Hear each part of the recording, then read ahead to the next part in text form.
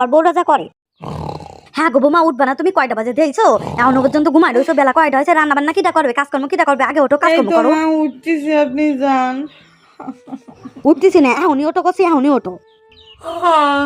দূর, ঘুমই কাটতেছে না। আর এখন কে সকালে ঘুমিতে উঠে রান্না বান্না করতে যাবে? খাইয়ে কাজ আছে, একটা কাজ করে আবার ঘুম পড়ে পড়ি। আবার শাশুড়ি মা ডেকে গেছে, না গেলে তো বক বক করে করে আমার কানের পোক খাবে। কেন তুমি রান্না করতে পারো না?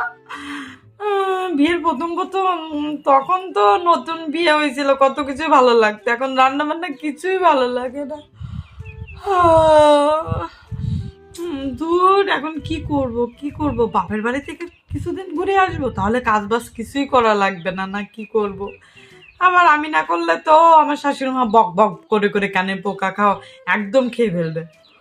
তোর ভালোই লাগতেছে না, শুয়ে পড়ি, কিছুই করবো না। আমি পারবো না, আমার ঘুম আসতেছে, আমি উঠবো না, করবো না। এখন বাজে 8টা, 10টা 12, ওই 10টা 11টার সময় ঘুম থেকে উঠে তখন একটু রান্না বান্না করবানি, সারাদিন নিতে হয়ে যাবে। আর শাশুড়ি মা যাইসা করুক তো, ঘুম আসতেছে।